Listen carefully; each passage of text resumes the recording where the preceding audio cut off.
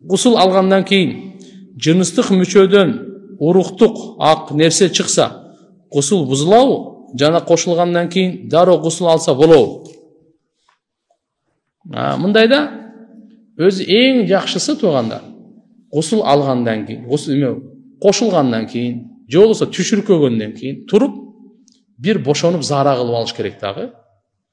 Анан гусул кылып жатыш керек. Так, бул эң мыктысы. Болбой калдыбы? Экинчиси. Болбоду дегенде колуңузду, оозуңузду, мурдуңузду чайкап анан жатыңыз. Мына бул нерсе. Жөн эле уктасаңыз, анда багымдатка чейин багымдатка чейин туруп, гусул даарат алып жатыңыз. Эми азыркы сиздин сурооңузга, сиз кошулгандан кийин уктадыңыз. Же болбосо заара кылдыңыз. Мейли, же болбосо бир аз басып жүрдүңүз.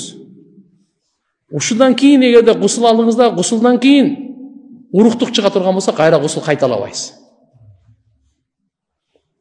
Түшүнүктүүбү? Кошулгандан кийин уктадыңыз эле.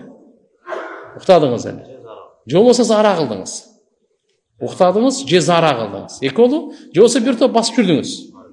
Андан кийин гусул кылдыңыз да, гусулдан кийин уруктук чыкты. Болду. Ал заарадай эле кетет. Эгерде бул үчөө болбосо, кайра гусул алыш важип болот анда. Мисалы, уктаган жоксуз, заара кылган жоксуз. Макулбу, басып мына жакка баскан жоксуз. Барып эле жуундуңуз, тияктан кылып туруп. Кийин уруктук чыгып калды. Анда кайрадан гусул алуу важип болот.